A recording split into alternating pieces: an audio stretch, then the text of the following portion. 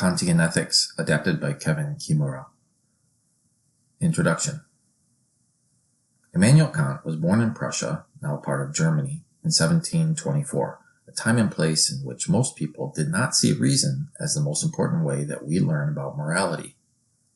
Historians see his work as part of the European Enlightenment, when philosophers were beginning to think that questions of right and wrong could be addressed objectively and through reason, without turning to individual preference, like what I personally think is right, or deferring to an authority, like religion, but perhaps using reason alone. Can we figure out a framework? A framework anyone can apply to figure out if a particular action is right or wrong? Kant says yes.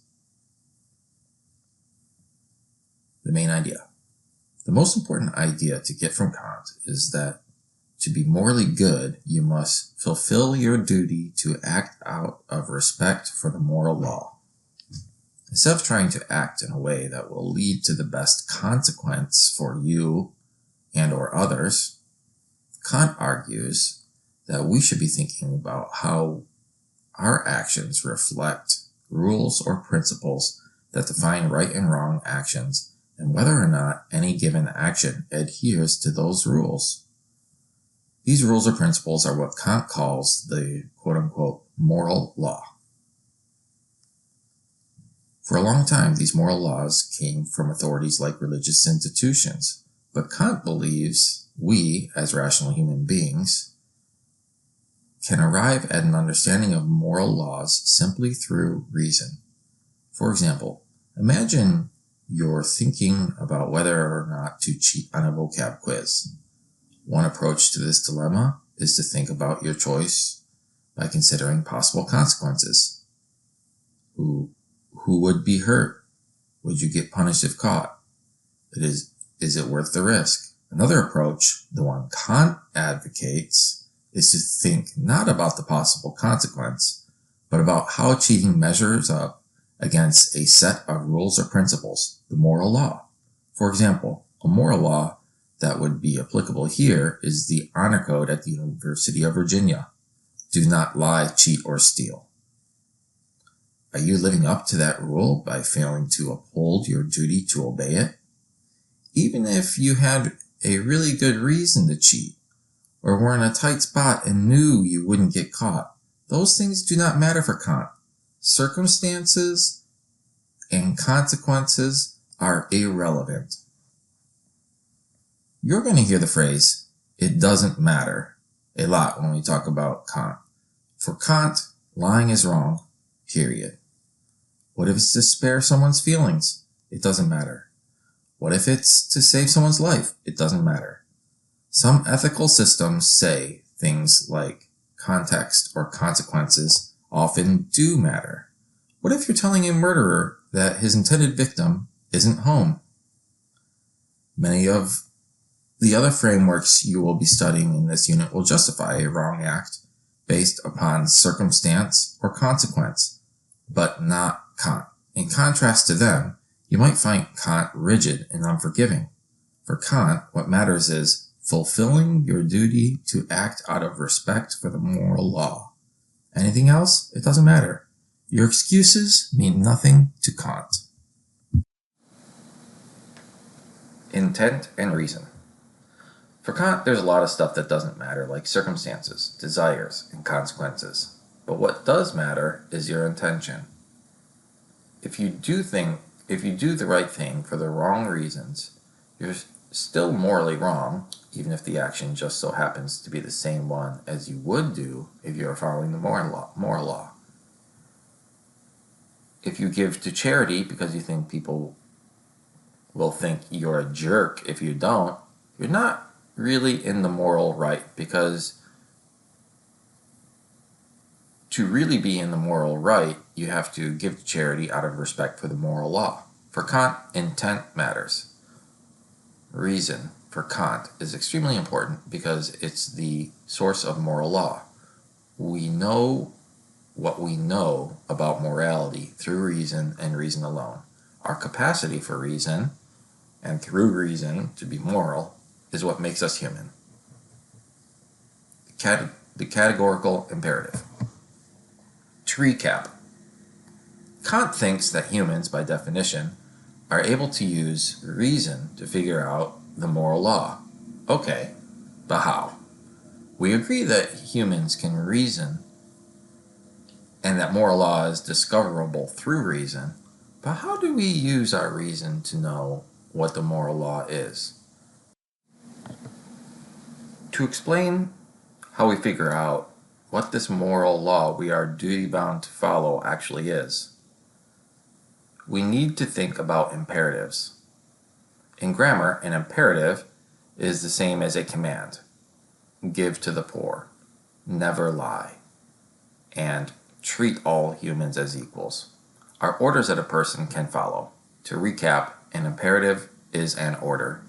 You can also think of an imperative as a rule that a particular action might follow or not follow. Kant's argument that you must follow your duty to act out of respect for moral law is, as he calls it, the categorical imperative.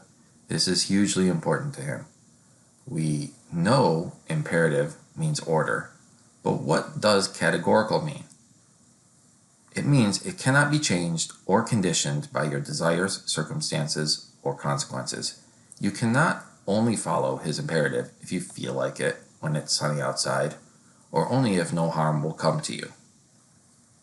Because he believes our defining quality as humans is our reason, and because the application of reason allows any human being to arrive at his moral law, see below, by virtue of our humanity, we are obligated to follow it categorically according to Kant. Fair enough. According to Kant, there is a moral law derivable through reason and independent of preference, circumstance, or consequence. But what is it?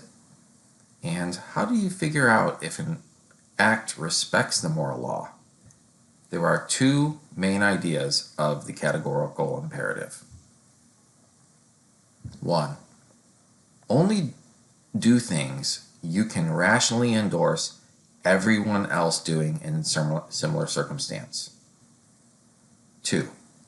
All humans are rational actors and therefore deserve respectful treatment. As a result, one must never treat others as mere tools or quote-unquote means to a desired end or goal.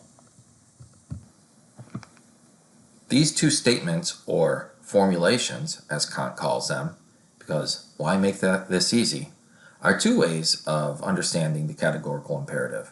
In the next couple sections, we'll break down what each of these things means. First formulation of the categorical imperative. The first formulation of the categorical imperative is, in Kant's words, act only in accordance with that maxim through which you can at the same time will that it become a universal law. A maxim is a short statement that expresses a general rule or truth. Our actions reflect maxims. For example, when we choose to do our own work on the vocab quiz, such a choice reflects the maxim or rule, never cheat.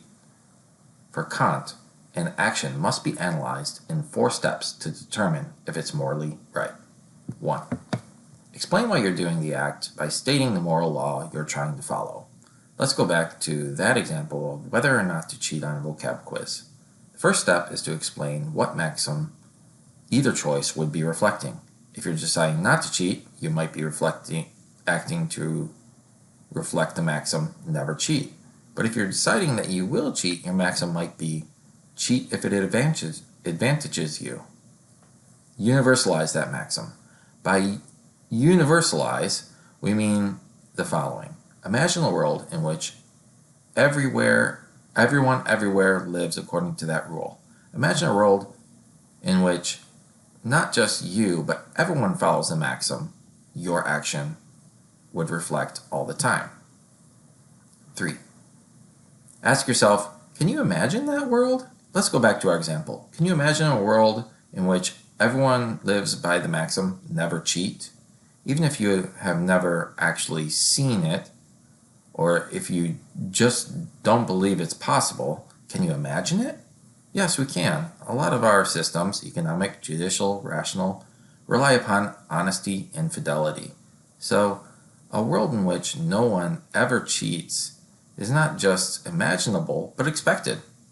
On the other hand, can you imagine a world in which everyone everyone lives by the maxim, cheat if it advantages you? You might think that we already live in that world where people cut corners for their advantage, but everyone everywhere? If everyone everywhere cut corners for their own advantage, what teacher would give a vocab quiz? And what student would find extra advantage in cheating if everyone else was doing it? In other words, this world is absurd. If everyone followed this maxim, no one would gain anything by cheating.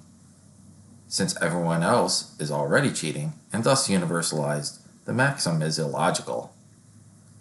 We're already finding out that there is a problem in Kant's eyes with the cheat if it advantages you maxim, but the never cheat maxim seems to be okay so far.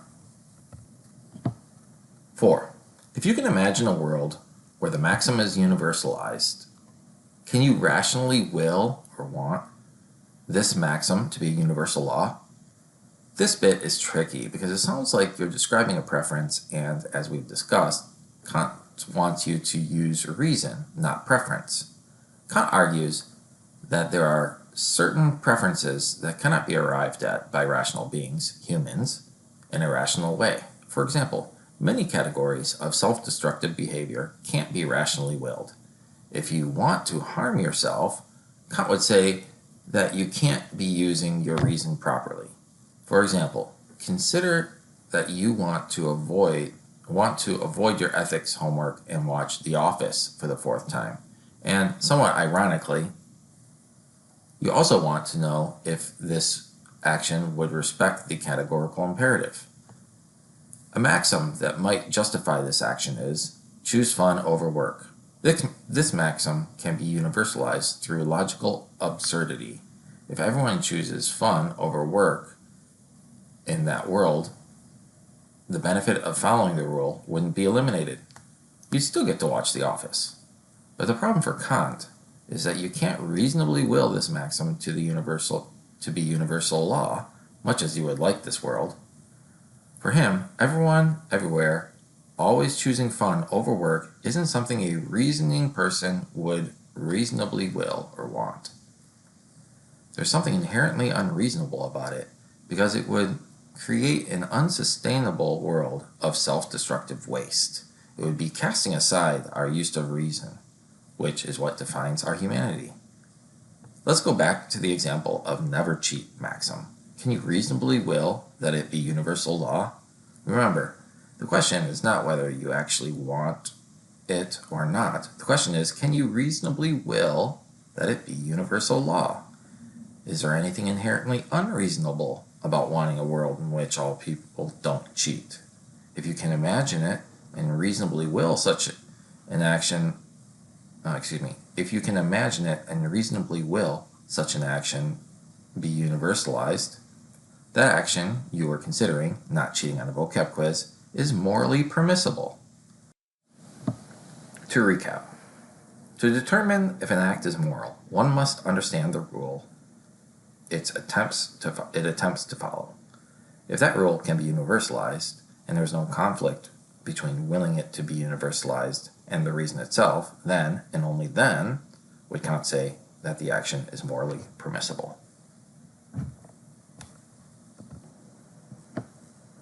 A quick note to avoid a common error. Make sure that as you're applying this test, you're using only reason and not preference. The questions you're asking are not, would I like to live in a world in which the maxim in question is universalized? Would I prefer that world to my world? Would it be pleasant or unpleasant for me? No, the question you're asking is one that any reasoning person, you, me, Martin Luther King, Patriots fans, would all agree on, because we're all reasoning people, even if you don't like them or think they are evil. Regardless of taste, preference, or ideology, we would all have to admit that the maxim, cheat if it would advantage me, can't be universalized. It's not about whether we personally think cheating is okay in some circumstances. We have to agree that it just makes sense that if everyone did it, there'd be no point in doing it. Likewise, if we use our reason according to Kant, we would have to admit that wanting a world in which no one ever chooses work over fun just isn't rationally desirable. Second formulation of the categorical imperative. As mentioned above, Kant expresses his categorical imperative in two ways. One way involves the universalization tests outlined above. Let's now talk about another. Remember that for Kant, it's another formulation of the same idea, which means they can't contradict each other. The second formulation is another way of figuring out if an act fulfills a person's duty to act out of respect for the moral law. In Kant's words, the second formulation of the categorical imperative is, quote, the rational human being, as by its nature an end and thus as an end in itself, must serve in every maxim as the condition restricting all merely relative and arbitrary ends, quote unquote. Here, Kant tells us that human beings, defined by their capacity for reason, cannot be treated only as tools for another person's purposes, but they must also be respected and treated with dignity simply because they too can reason. Treating people as mere means to your own ends rather than ends in themselves fails to recognize and appreciate their capacity to reason and make choices according to their own reason. We think that a useful way of understanding this formulation of the categorical imperative is don't take advantage of people or don't use people. A quick note to avoid a common error. Kant's not saying that you can never get anything useful out of anyone.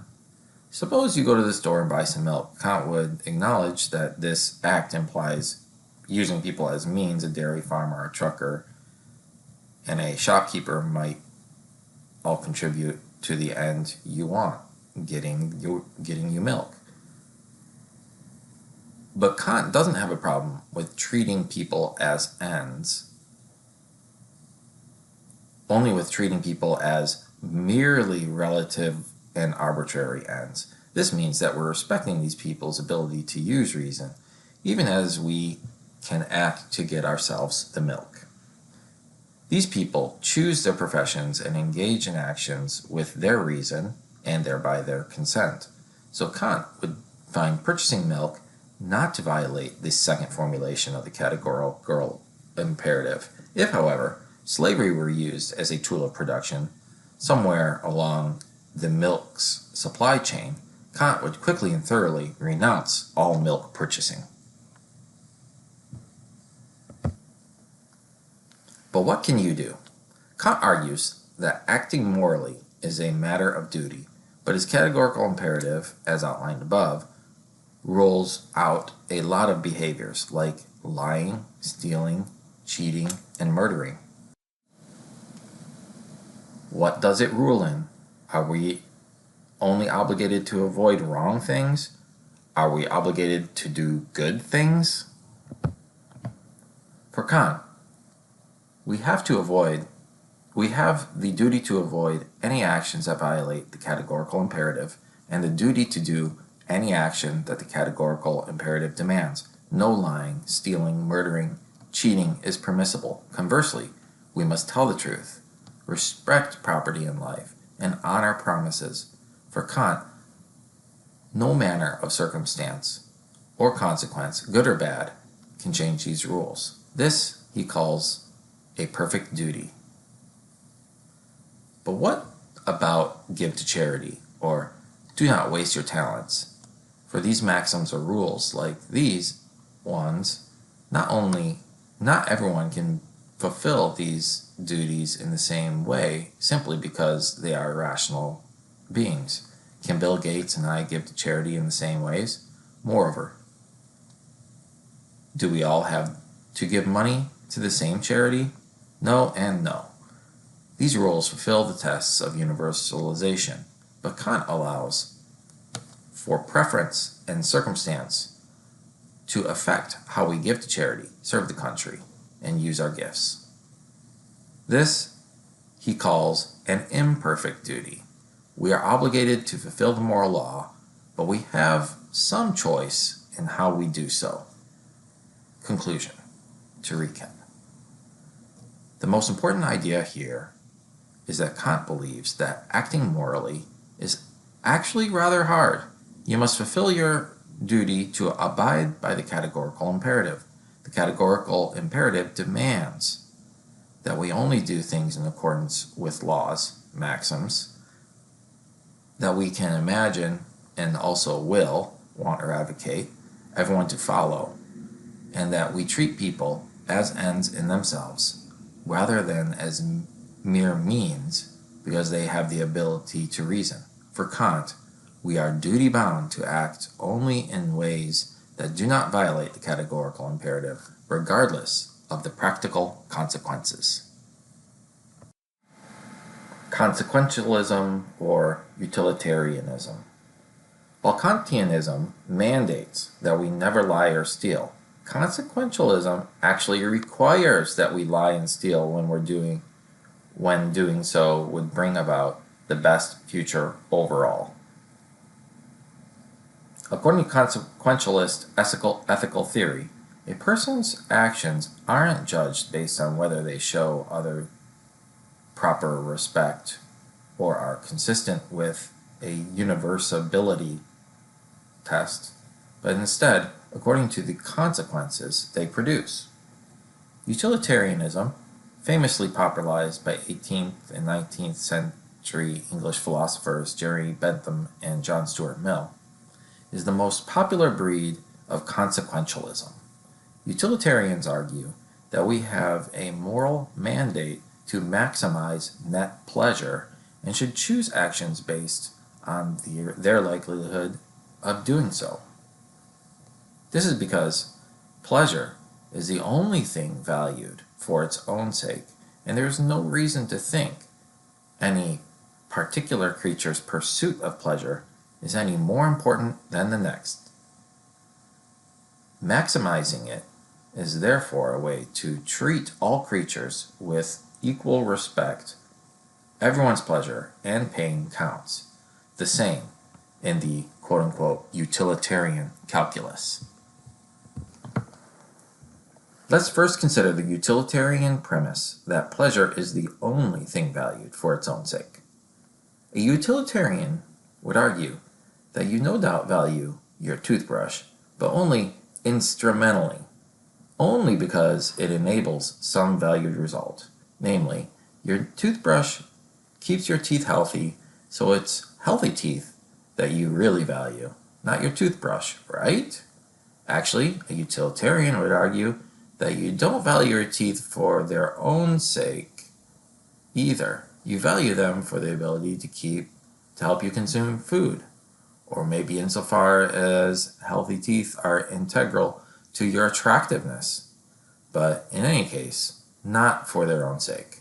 Further, not even food is valuable for its own sake. We value our food for the pleasure its consumption produces, and for the nutrition it provides, which facilitates good health, enabling us to maintain a pleasurable state, and otherwise seek out pleasure in ways only healthy people can.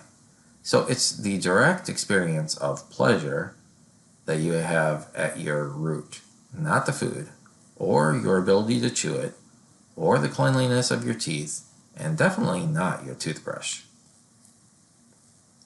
This is true for everything, or so utilitarians argue.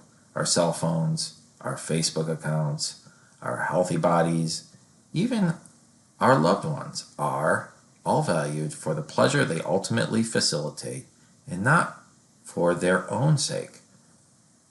Go ahead, run through this thought experience on the things you value. Can you think of something you value for its own sake and not for the pleasure it ultimately makes possible?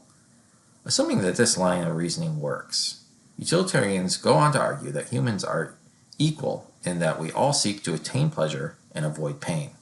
We may do this in our own way, some by becoming stockbrokers, accountants, and philosophers, others by becoming priests, mothers, and race car drivers. But whatever our path, pleasure is what we're after. Given that we share this basic aim, there's no reason to think that any one person's pursuit of pleasure is more important than the next. Therefore, the morally right course of action is the one that brings about the most pleasure overall. Utilitarianism can thus be summarized. Do whatever will maximize overall pleasure. It's important to notice that the mandate isn't to maximize your personal pleasure. Utilitarianism isn't an excuse to do whatever is best for you, regardless of the impact of others. It isn't selfish egoism. In fact, devout utilitarians will often sacrifice their own happiness for the sake of others, when doing so will bring about more pleasure overall.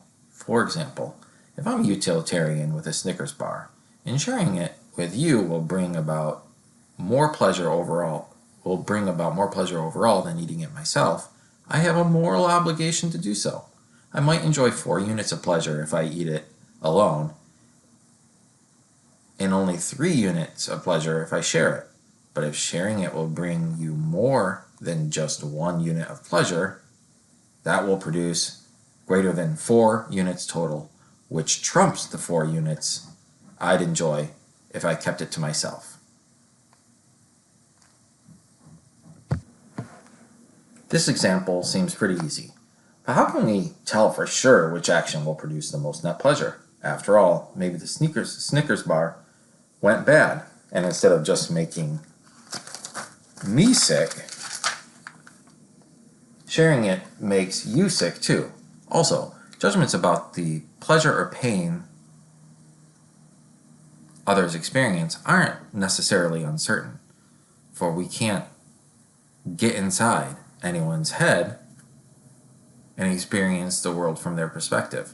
Based on your expression, I may think that you enjoy the Snickers bar as much as I do, but maybe 4 units of joy on your scale is only 0.4 units of joy on my scale, in which case maximizing the overall pleasure would have required eating it all myself. These are serious worries with which utilitarians continue to grapple, but they don't fully undercut the credibility or usefulness of the theory. We can and do make rough utility judgments with the information we have available. Anytime we are presented with an ethical dilemma, utilitarianism says we should articulate our options, list everyone potentially affected, consider the potential effects on each according to the candidate actions, calculate the pleasure each is likely to produce, and take whichever path will maximize net pleasure. For example, consider the following dilemma. Imagine you're a high school student, not so hard to imagine if you're a high school ethics bowler, on your way to English class when you pass an apparent stab victim. He is bleeding badly, no one is stopping to help, and you know first aid. You also know your English teacher is giving a quiz at the beginning of the next period, and that she doesn't allow makeups under any circumstances. What should you do? In deciding, first recognize that you have at least 2 options. Go to class or stop and help with at least 3 parties potentially impacted. You, the stab victim, and the stab victim's mother. There are, of course, other options. You could apply a quick tourniquet, dial 911, and run to class. And there are, of course, other parties potentially affected, including a the stab victim's cousins, the student population, and your English teacher, to name but three. We're just simplifying the equation to illustrate the method. To further simplify things, we'll quantify each person's pleasure pain on a 20-point scale, from -10 to +10.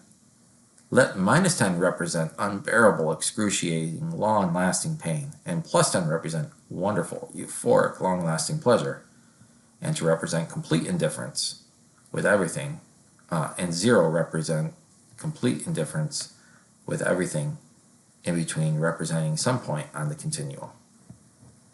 Option 1, go to class. If you go to class, you'll take the quiz and do well if you studied and avoid bloodying your clothes. So from your perspective, let's say that's +1. For the stab victim that's going to continue to bleed, risk brain injury and death, and at very least suffer compound long-term psychological damage, not only were they stabbed at school, but dozens of their classmates and teachers refused to help them. So, from their perspective, given the uncertainty of how bad off they'll be, let's call that a -7. For the stab victim's mother, if you don't stop, she may lose a child, which I'm told is one of the most devastating things that can happen to a person.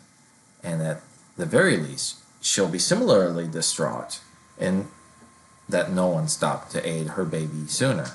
So let's call a -7 as well, for a total of -13, your 1, -7, -7 more. Option 2, stop and help. If you stop and help, you'll miss the quiz, ruin your favorite shirt, but the satisfaction you'll gain from saving a life will likely outweigh those comparatively trivial inconveniences.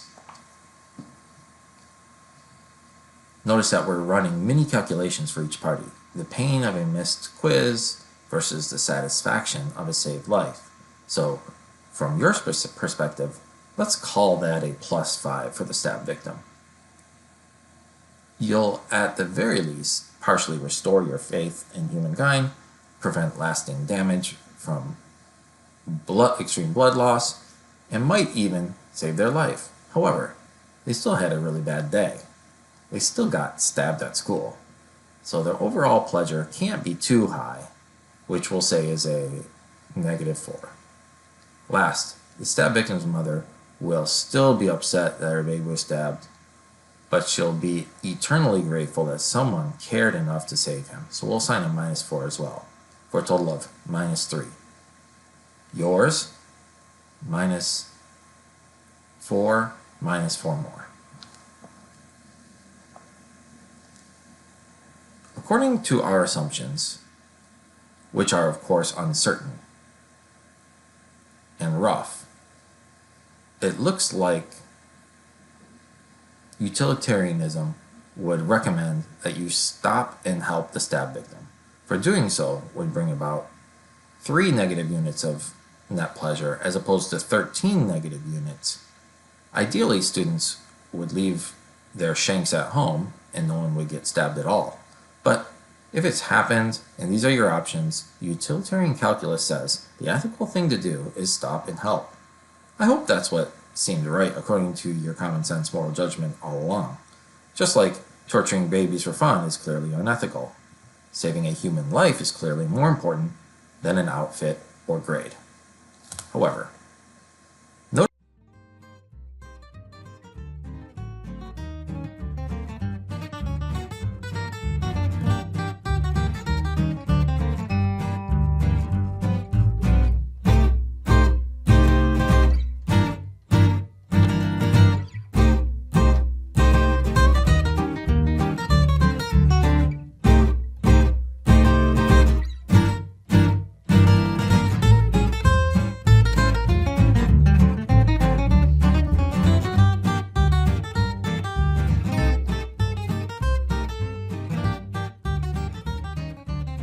notice that the math would have come out differently if the person considering stopping wasn't you, but was instead an incredibly selfish jerk. If someone cared a great deal about clothes and grades and very little about human life, that might be enough for the scales to tip in the other direction, and for utilitarian calculus to recommend they go on to class instead. However, once we widen the scope of consideration and take into account the impact in terms of multiplied fear and anxiety a murdered peer should have on the student population, it is very unlikely that one person's fixation on GPA and fashion could overcome the negative impact on all others, no matter how big a jerk they happen to be. Lastly, you may have noticed that the above process would prove itself tedious and impractical if it had to be done every time we were presented with a moral dilemma. Wait, just 1 second, stab victim. Let me break out my calculator and decide whether I should stop and help. But luckily, there are many rules of thumb we can follow in a pinch that tend to maximize net pleasure, such as tell the truth, honor others' property, and help those in need when doing so will cause only minor inconvenience. However, if utilitarianism can be made practical, some have complained that the consequentialist approach to ethics neglects an essential component of being a moral creature, and that essential component concerns the obligations we owe our loved ones.